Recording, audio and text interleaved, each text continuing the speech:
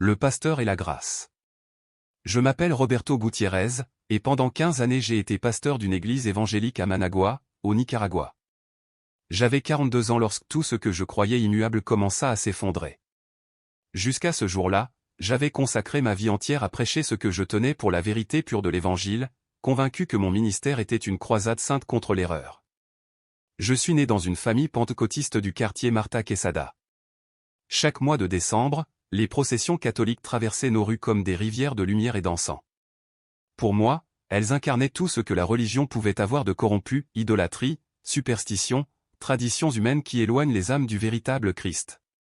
Mon père, ancien catholique, avait trouvé la vérité à 30 ans dans une église évangélique, et cette conversion fut le tournant de toute notre vie. Dès l'enfance, il m'enseigna à mépriser les images, les statues, les saints et surtout la Vierge Marie. Tout cela, disait-il, n'est que paganisme déguisé. Et moi, je le crus de tout mon cœur. À 25 ans, je sentis l'appel du ministère. Je partis étudier 3 ans dans un séminaire biblique au Costa Rica, puis je revins à Managua, animé d'une ferveur brûlante, sauver mes compatriotes des ténèbres du catholicisme romain. En 2009, je fondai ma propre congrégation, l'Église chrétienne Lumière Véritable, dans un petit local près du marché oriental. Nous n'étions que 12 au début. Ma femme, Carla, jouait du clavier pendant les cultes, nos 3 enfants grandissaient au milieu des louanges et des versets bibliques. En 2024, nous étions près de 200 fidèles. Je me sentais comblé, béni, persuadé d'être sur le chemin droit. Les catholiques, eux, m'apparaissaient comme des âmes perdues dans leur rituel creux. À chaque Purissima ou Semaine Sainte, je prêchais contre leur idole, citant inlassablement l'Exode, « Tu ne te feras point d'image sculptée ». Je leur disais que Marie n'était qu'une femme ordinaire, que les saints étaient morts et sourds à nos prières, que la messe n'était qu'un théâtre sans pouvoir. Mes sermons étaient enflammés. La salle vibrait de « Amen » retentissant. Plusieurs de mes fidèles étaient d'anciens catholiques, heureux de m'entendre confirmer qu'ils avaient eu raison de fuir Babylone.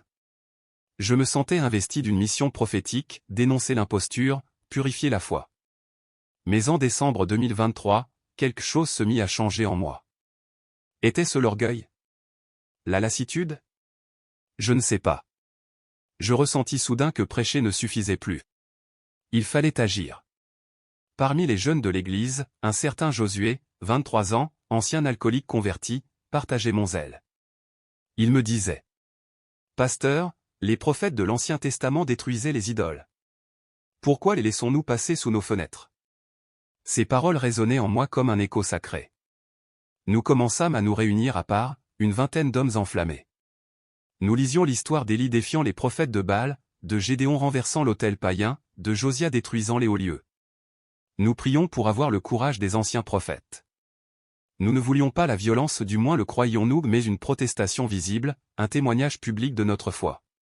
Lorsque nous apprîmes qu'en août 2024 aurait lieu la grande procession de Santo Domingo de Guzmán, je décidai que ce serait notre moment. Nous marcherions en sens inverse, brandissant des pancartes. Seul Christ sauve, pas les images. Marie ne peut t'entendre. Réveille-toi, Nicaragua. Carla me supplia de renoncer. Tu vas semer la discorde, Roberto, me dit-elle. Mais j'étais aveuglé par mon zèle. Je lui répondis qu'elle ne comprenait pas l'urgence spirituelle. Le jour de la procession, le soleil brûlait le ciel de Managua. Nous nous réunîmes à 2 heures dans notre temple, pancarte, haut-parleur, hymne.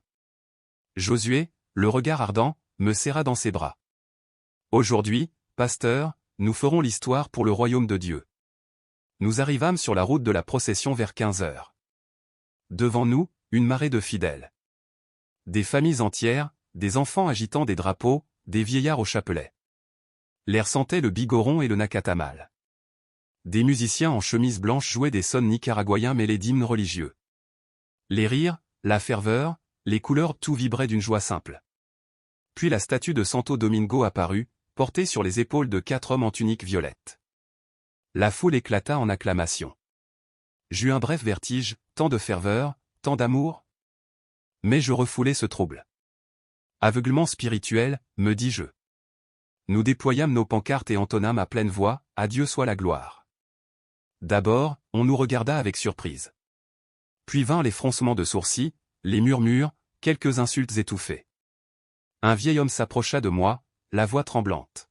« Mon fils, aujourd'hui, nous célébrons notre foi. Pourquoi venir provoquer ? Nous célébrons la vraie foi, répondis-je durement. Il soupira, se signa et s'éloigna. Ce fut le premier avertissement que j'ignorais. La tension monta quand Josué, emporté par la ferveur, s'approcha des porteurs de la statue. Il cria. Ce bois ne sauve personne. Des hommes le repoussèrent violemment. Il tomba, ses camarades accoururent, la foule s'agita. En quelques secondes, la fête devint tumulte. Cris, injures, coups. Je tentai d'intervenir, main levée, implorant la paix, mais personne ne m'écoutait. Une de nos banderoles fut arrachée, déchirée. Je vis une vieille femme ramasser les fleurs tombées de son panier, les mains tremblantes, les yeux pleins de larmes. Ce fut comme un coup de tonnerre dans ma conscience. Nous n'étions plus des témoins de la vérité, nous étions devenus des fauteurs de douleur. La police arriva, sirène hurlante. 5 agents séparèrent les groupes. Le responsable de la procession, un homme d'une 60aine d'années, s'approcha de l'officier pour apaiser la situation. L'agent vint vers moi. « Pasteur, je respecte vos convictions, mais ceci est un trouble à l'ordre public. Si vous ne partez pas, je vous arrête. » Nous n'eûmes pas le choix. Épuisés, poussiéreux, humiliés, nous nous retirâmes. Derrière nous, les chants reprenaient, paisibles, indifférents à notre échec. De retour à l'église, nous prîmes la main les uns des autres pour prier. J'implorais le pardon de Dieu, si nous avions été trop impulsifs, mais je demandais aussi, plus de courage pour défendre son nom. Les jeunes parlaient des épreuves, de persécutions pour la justice. Josué montrait son coude écorché comme un trophée. Moi, je ne ressentais qu'un vide glacial. Aucune onction, aucune joie. Seulement un silence intérieur que je ne savais pas nommer. Cette nuit-là, Carla ne m'adressa pas un mot. Pas même le baiser du soir que nous échangions depuis 19 ans. Ce silence me transperça plus que les cris de la foule. Les jours suivants, la rumeur se répandit dans tout Managua. Certains pasteurs me félicitèrent, « Tu as défendu la vraie foi ». D'autres me reprochèrent ma dureté. Un ami, le pasteur Ernesto, me dit au téléphone. « Frère Roberto, Jésus n'a jamais détruit d'idole.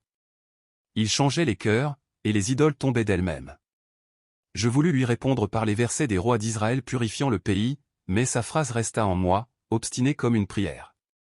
Puis ce fut mon fils aîné, Andrés, 18 ans, qui me désarma. « Papa, crois-tu vraiment que tous ces gens n'aiment pas Jésus ? J'ai vu des visages pleins de larmes, de foi. Et si Dieu les écoutait aussi ? » Je n'eus pas de réponse. En septembre, la saison des pluies arriva, mais la sécheresse demeurait dans mon âme. Je prêchais sans passion, priais sans écho. Un soir, je lus dans Matthieu 7, « C'est à leurs fruits que vous les reconnaîtrez. » Je restai longtemps immobile. Quels fruits avions-nous portés ce jour-là? Aucune âme gagnée, seulement colère et blessure.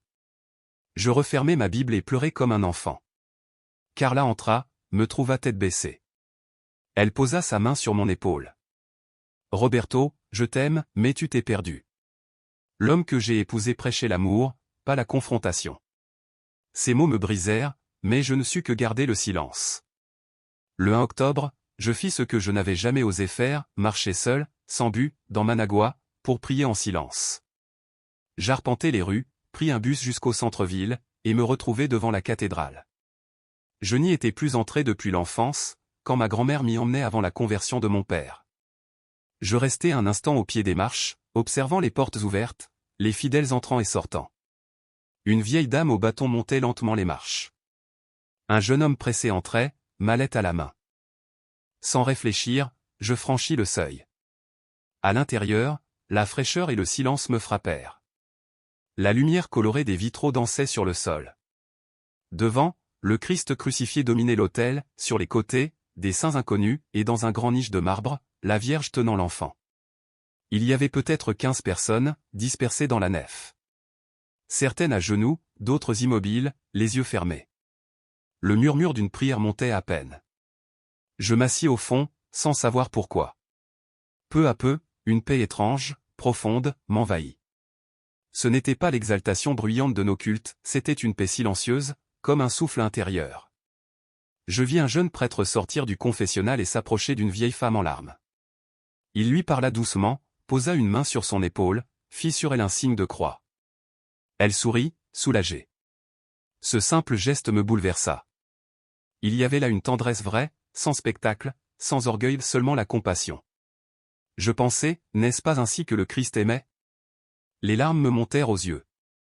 Je restai assis longtemps, incapable de prier autrement qu'en silence. Quand je ressortis, le bruit du monde me parut lointain. Quelque chose en moi s'était délié. Les semaines suivantes, je continuai à prêcher, mais autrement. Mes paroles se firent plus douces. J'abandonnai mes attaques contre les catholiques, je parlais désormais de Jésus, de son cœur, de sa miséricorde. Certains fidèles s'en réjouirent. D'autres, comme Josué, murmurèrent que je me refroidissais dans la foi. Je ne répondis pas. Au fond de moi, je savais que j'avais simplement découvert ce que je n'avais jamais compris en 15 ans de ministère, que la vérité sans amour n'est qu'un glaive qui blesse, et que l'amour véritable, lui, conduit toujours à la vérité. Et depuis ce jour, chaque fois que j'entends au loin les tambours d'une procession, je ne sens plus la colère, mais la prière monter en moi. Seigneur, fais que je te voie, même dans ceux que je croyais mes ennemis. Carla remarqua le changement avant même que je le lui dise. Une nuit, elle me serra longuement contre elle et murmura. Tu es revenu, gracia a Dio. Mais je n'avais encore rien révélé de ma visite à la cathédrale. Ce secret brûlait en moi comme une flamme discrète, trop intime pour être partagée. Novembre arriva, et avec lui les préparatifs de la Purissima, la fête la plus éclatante du Nicaragua, dédiée à la Vierge Marie. La ville tout entière se métamorphosait. Les maisons se paraient d'autels illuminés, et le 7 décembre, les rues vibraient de chants et de cris de joie. Quien causa tanta alegria? La conception de Maria. Les enfants couraient de porte en porte, recevant friandises et bénédictions. Pendant des années, j'avais profité de cette période pour dénoncer avec ferveur ce que j'appelais l'idolâtrie mariale. Pourtant, cette fois, quelque chose m'arrêtait. Un soir, en parlant avec Carla, je finis par lui raconter ma visite à la cathédrale. Je craignais qu'elle ne s'inquiète, qu'elle se fâche, mais elle se contenta de sourire doucement. Roberto, peut-être que Dieu veut t'apprendre quelque chose, me dit-elle. Cette phrase m'habita toute la nuit. J'allumai l'ordinateur et commençai à chercher ce que les catholiques disaient de Marie. Je découvris alors des arguments que je n'avais jamais pris au sérieux. J'appris qu'ils ne l'adoraient pas, mais demandaient son intercession, qu'ils voyaient en elle la nouvelle Ève, celle dont le « oui » avait ouvert la voie au salut. Je lus les écrits des pères de l'Église primitive, des hommes de foi qui vénéraient Marie avec respect et tendresse. C'était à la fois déroutant et fascinant. Le 2 décembre, un mois jour pour jour après ma première visite, je retournai à la cathédrale. Cette fois, j'avais besoin de parler à quelqu'un. Je retrouvai le même jeune prêtre que j'avais aperçu la première fois. Le cœur battant, je m'approchai. « Père, excusez-moi, j'aimerais vous poser quelques questions sur la foi catholique. » Il me regarda avec bienveillance. « Bien sûr, mon fils. Préférez-vous qu'on parle ici ou dans le presbytère? » Nous allâmes dans une petite pièce simple, un bureau, quelques livres, une image du Sacré-Cœur. Je pris une grande respiration. « Père, je suis pasteur évangélique et je suis perdu. Toute ma vie, j'ai cru que le catholicisme se trompait. Mais ces derniers temps, Dieu remue quelque chose en moi. » Il hocha la tête, compréhensif. « Le Saint-Esprit agit toujours dans le mystère, dit-il doucement. » Nous parlâmes pendant 2 heures. Je le bombardai de questions, les saints, le pape, la transsubstantiation, la confession, le purgatoire, Marie. Il répondit à tout avec patience, appuyant ses explications sur la Bible, la tradition apostolique, les premiers siècles du christianisme. Il ne cherchait pas à me convaincre, seulement à éclairer. Avant mon départ, il me prêta un livre, Traverser le Tibre, de Stephen Ray et l'histoire d'un pasteur évangélique devenu catholique. Lis-le sans préjugés, me dit-il, et prie pour que l'esprit t'éclaire. Je sortis de là étourdi, mais étrangement apaisé. Je dévorai le livre en 3 jours. C'était comme lire ma propre histoire. Ray avait eu les mêmes doutes, les mêmes objections, et il racontait comment son étude sincère des Écritures et de l'histoire l'avait conduit à Rome. Ces mots me bouleversèrent. J'ai pleuré en lisant la description de sa première messe, cette profondeur d'adoration qu'il y trouva. Quelque chose vibrait au fond de mon âme, et en même temps, j'avais peur. Si c'était vrai, si l'Église catholique était vraiment celle que le Christ avait fondée, alors que signifiait ma vie entière? Mon ministère? Ma famille? Ma communauté? Ces questions me pesaient comme des pierres. Je m'enfermais dans mon bureau et priais. Seigneur, montre-moi la vérité. Peu importe le prix. Montre-moi la vérité. C'était le 6 décembre, veille de la Purissima. Tout Managua s'agitait. Ma propre église préparait une veillée de prière, contre la Purissima. Ironie cruelle, j'avais moi-même organisé cette réunion avant que ma foi ne vacille. Quand j'arrivai, je vis les banderoles accrochées par Josué, Marie bienheureuse, oui. Mais adorée, jamais. Juin haut le cœur. Carla vit mon trouble. Elle m'attira à l'écart, et je lui racontai tout. Mes discussions avec le prêtre, le livre, mes doutes. Elle écouta longuement, puis murmura. Moi aussi, j'ai des doutes. Une collègue catholique vit sa foi avec une lumière que je ne retrouve pas chez beaucoup d'évangéliques. J'ai commencé à prier pour y voir clair. Ce soir-là, je ne dirigeais pas la veillée. Je demandais à mon adjoint de s'en charger. Je disais être malade, ce n'était pas un mensonge. Mon âme était malade de confusion. Carla et moi quittâmes l'église tôt. Nous marchâmes dans les rues pleines de lumière. Les autels brillaient devant chaque maison. Des familles chantaient, riaient, priaient ensemble. Nous nous arrêtâmes devant un autel splendide dédié à la Vierge. Des enfants chantaient faux, des grands-parents pleuraient d'émotion. C'était une pure scène de foi. Carla me serra la main. Dis-moi, vois-tu ici de l'idolâtrie?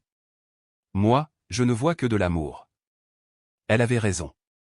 À 11 heures, nous allâmes à la cathédrale pour la messe de la Purissima. Je n'avais jamais assisté consciemment à une messe catholique. L'église était pleine à craquer. L'encens montait comme une prière, les chants du chœur emplissaient la nef d'une beauté presque surnaturelle. Quand le prêtre éleva l'hostie et prononça « Ceci est mon corps », j'eus la sensation que le ciel s'était ouvert. Tout en moi se taisait. Devant moi, des centaines de personnes agenouillées priaient en silence. Ce n'était pas du spectacle. C'était la vérité du cœur. Je pleurais, sans pouvoir m'arrêter. Carla pleurait aussi. Après la messe, nous restâmes assis dans la pénombre. Le jeune prêtre vint discrètement s'asseoir derrière nous. Je me retournai enfin. Père, je crois que je me suis trompé toute ma vie. Il posa une main sur mon épaule. Non, Roberto. Pas trompé. Incomplet. Tu as toujours aimé Jésus, et cet amour t'a conduit ici. Il t'appelle maintenant à la plénitude de sa foi. Ces mots me brisèrent et me guérissaient tout à la fois. Nous parlâmes jusqu'à 2 heures du matin. Avant de partir, il me conseilla de prendre mon temps, d'étudier, de prier, et d'avancer seulement quand mon cœur serait prêt. Les jours suivants furent emplis d'un silence grave. Je ne prêchais pas le dimanche. Je dis à la congrégation que j'étais malade. Et, d'une certaine manière, c'était vrai, j'étais malade d'âme, en train de mourir à ce que j'avais été pour renaître autrement. Je lus le catéchisme de l'Église catholique, les écrits des saints, les documents du Concile Vatican II. Chaque page confirmait ce que mon cœur pressentait. Je découvris l'histoire de l'Église sous un jour nouveau, les doctrines que j'avais rejetées étaient présentes depuis les origines. La Réforme avait tranché des branches que le Christ lui-même avait plantées. Les protestants n'étaient pas des imposteurs, beaucoup aimaient sincèrement Jésus mais ils avaient hérité d'une foi amputée. Carla étudiait avec moi. Nos soirées se prolongeaient tard, entre questions et prières. Un soir, je lui demandai si elle était prête à me suivre, sachant ce que cela nous coûterait. Elle me regarda de ses yeux bruns pleins de paix. S'il s'agit de la vérité, dit-elle, aucun prix n'est trop élevé. Nous suivrons le Christ, où qu'il nous mène. Nous avons pleuré ensemble, mêlant douleur et joie. Le 15 décembre, j'annonçai ma décision aux anciens de l'Église. Carla était à mes côtés. Frère, dis-je, après des mois de prière et d'études, je crois que l'Église catholique est la véritable Église du Christ. Carla et moi avons décidé de nous y convertir. Un silence glacial tomba. Josué se leva brusquement. Trahison. Tu as vendu ton âme à Babylone. D'autres pleuraient. Un vieil ancien prit la parole, la voix tremblante. Si c'est la volonté de Dieu, qu'il te guide, mon fils. Cette nuit-là, je démissionnai. 15 années de ministère s'éteignaient. La nouvelle se répandit comme une traînée de poudre. Certains collègues m'appelèrent, d'autres me condamnèrent. Mon père refusa de me parler. Ma mère pleura chaque fois qu'elle me voyait. Mais au milieu de la douleur, une paix grandissait. Nous commençâmes le catéchuménat, la préparation des adultes au baptême et à la pleine communion. J'appris à comprendre la messe, la confession, les sacrements. Je découvris la vraie signification de l'Eucharistie, non un symbole, mais la présence réelle du Christ. Je compris que Marie n'était pas une rivale, mais une mère spirituelle. Il y eut des épreuves. Des anciens fidèles me traitèrent de Judas. Mon fils cadet pleura parce qu'on lui disait à l'école que son père irait en enfer. Nous dûmes lui expliquer que nous suivions le Christ, plus près encore de son cœur. Peu à peu, nos enfants comprirent, et même notre aîné, Andrés, décida de devenir catholique à son tour. La nuit de Pâques 2025 fut la plus belle de ma vie. La cathédrale, plongée dans l'obscurité, ne brillait que de la flamme du cierge pascal. Quand le diacre Chantal exultait, j'eus l'impression que toute l'histoire du salut s'illuminait. Puis vint le moment de la communion. Le prêtre plaça l'hostie dans mes mains. Le corps du Christ. Amen, répondis-je de tout mon être.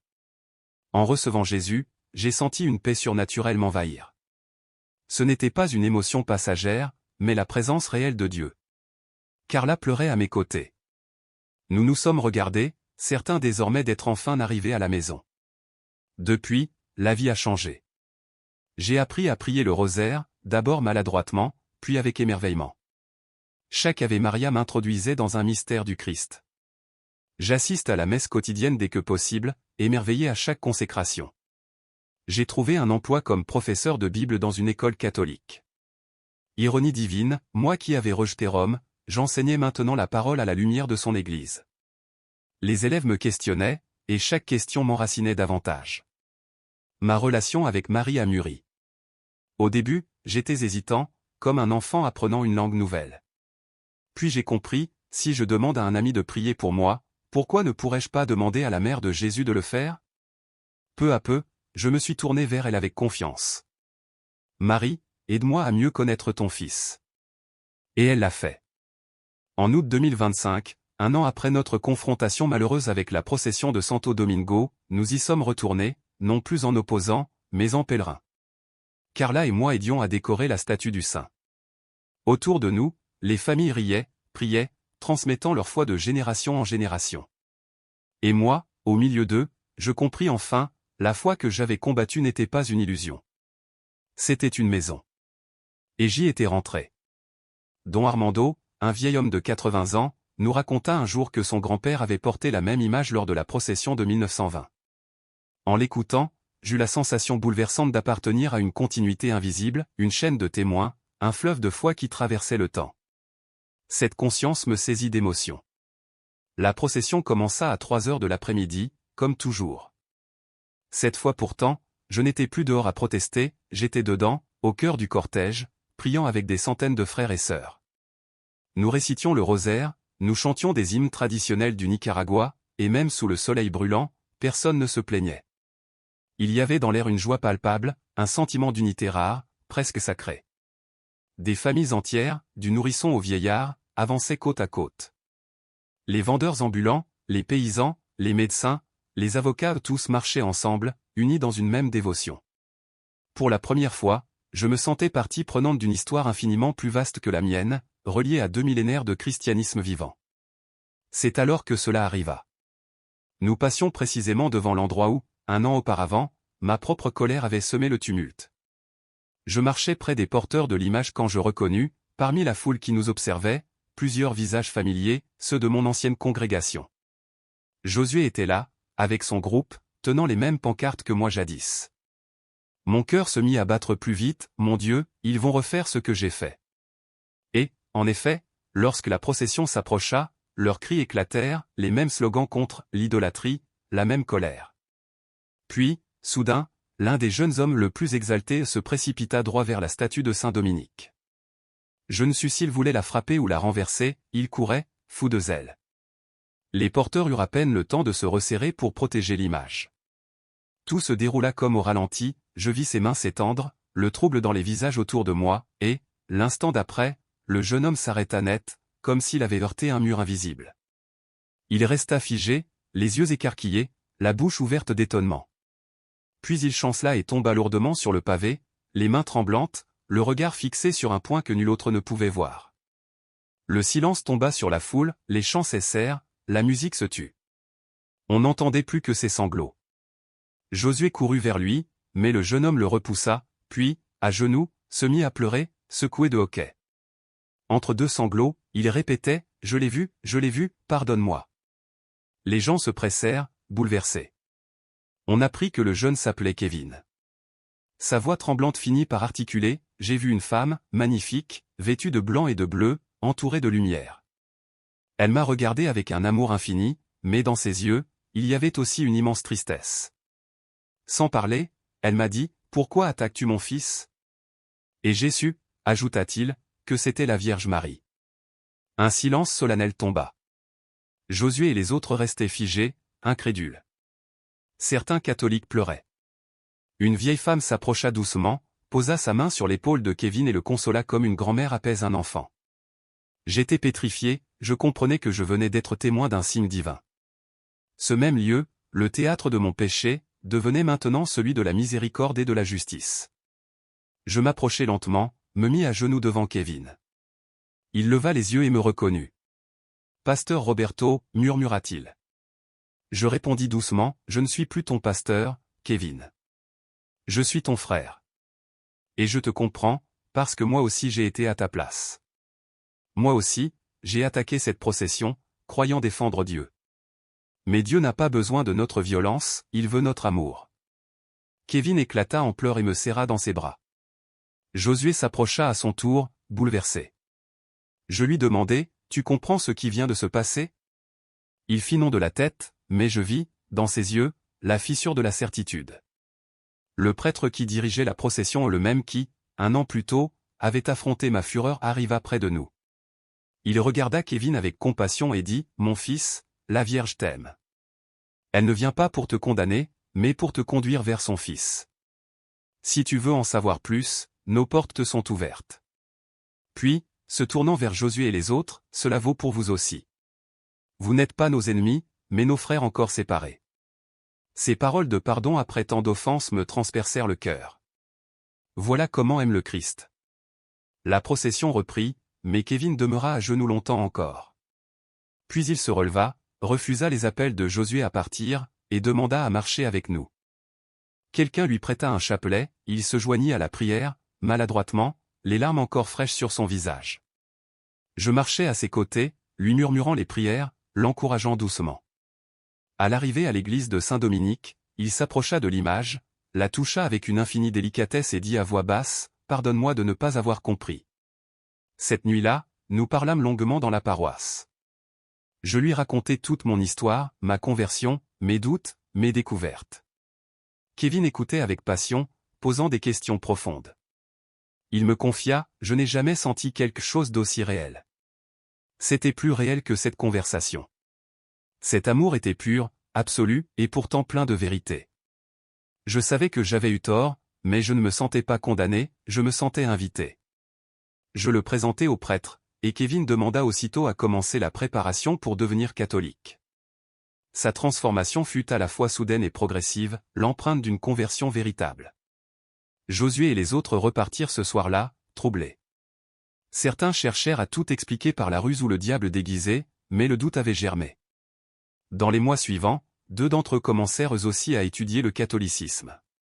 Josué resta ferme dans son évangélisme, mais perdit son agressivité, désormais, quand nos chemins se croisaient, il me saluait respectueusement, quoiqu'avec une ombre de tristesse.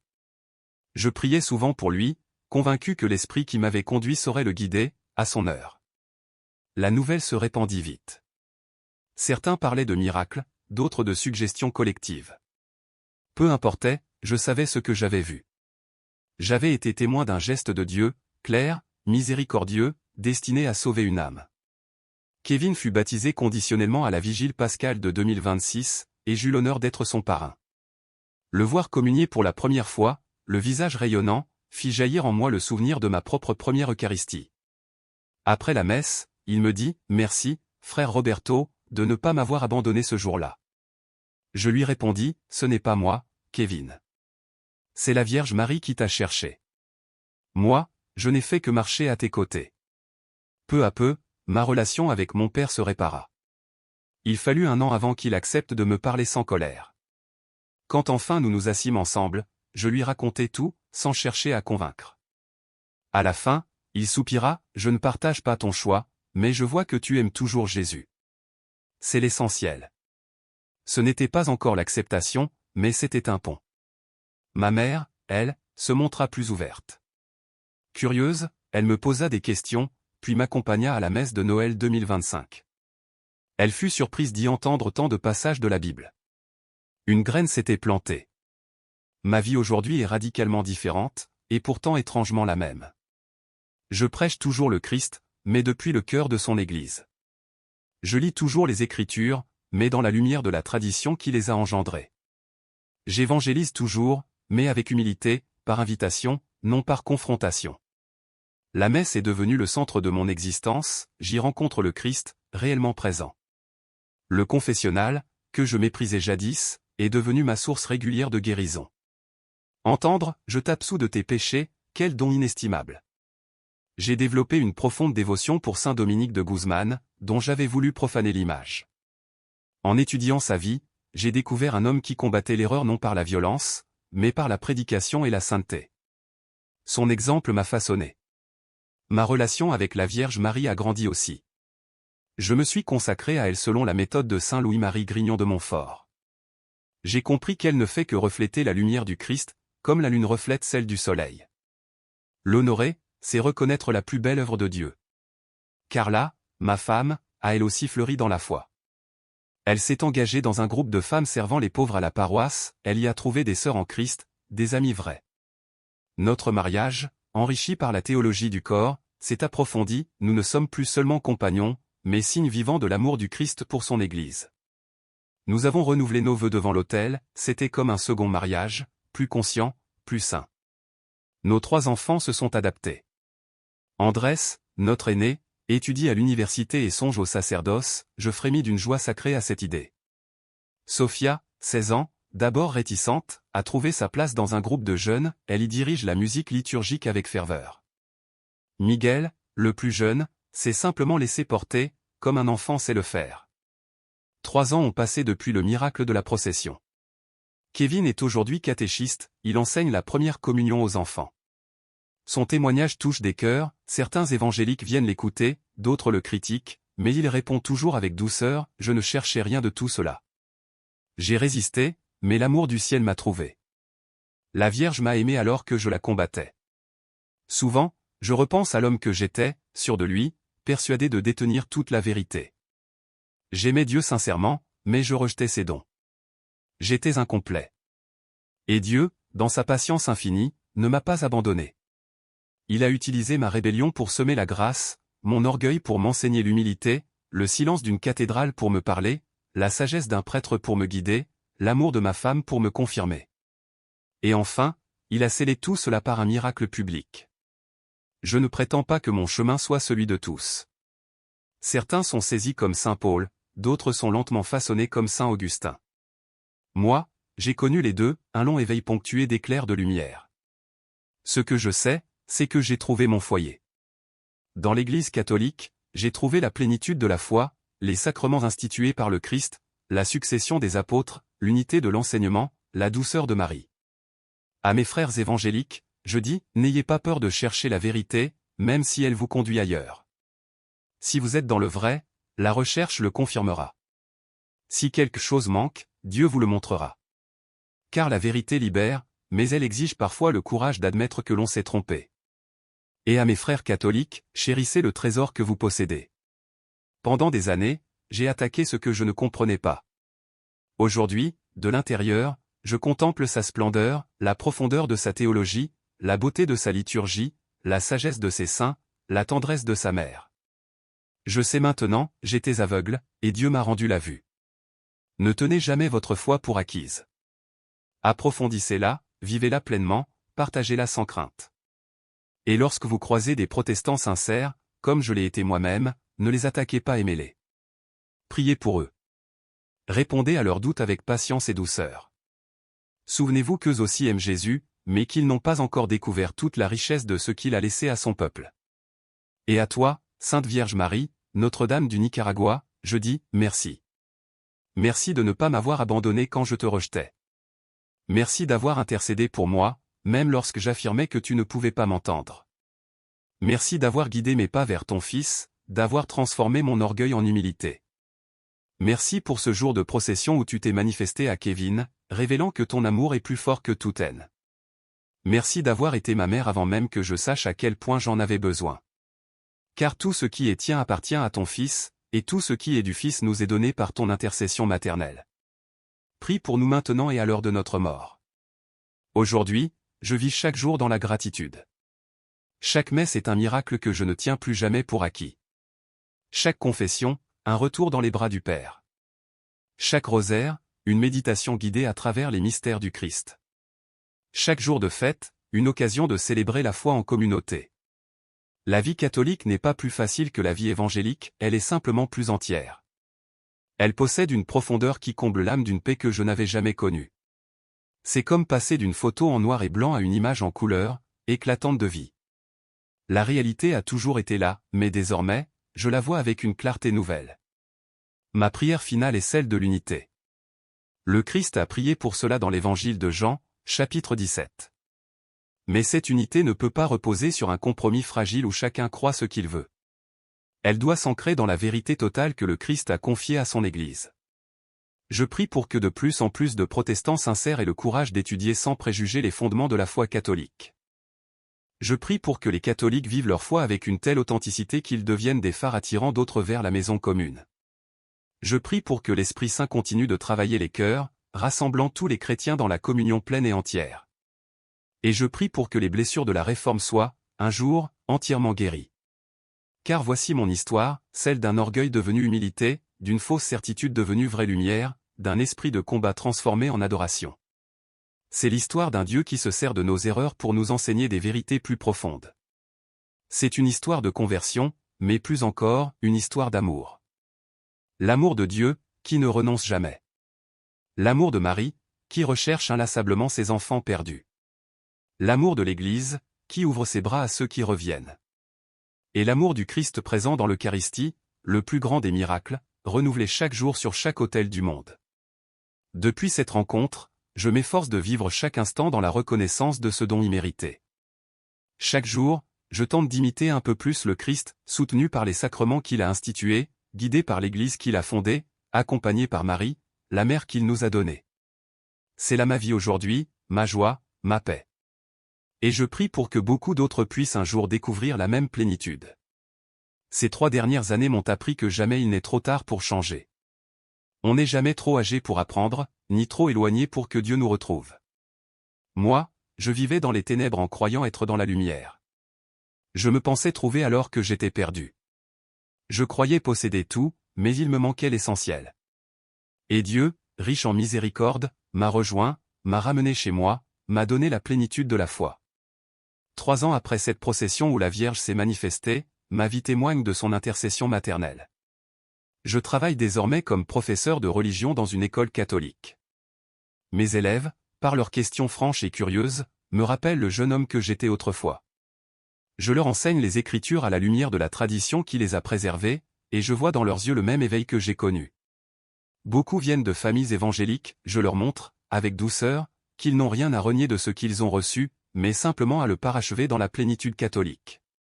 Carla et moi avons célébré notre 23e anniversaire de mariage le mois dernier. Nous avons renouvelé nos vœux devant le Saint-Sacrement, ce fut comme redécouvrir un amour dont nous n'avions jusque-là perçu que la surface.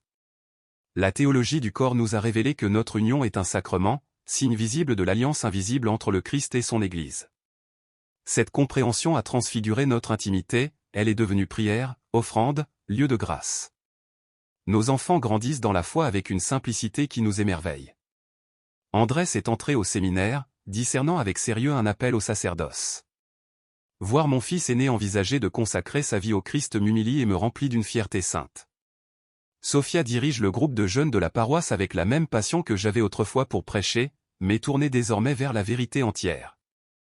Miguel, 15 ans, vient d'être confirmé, il sert comme enfant de chœur chaque dimanche.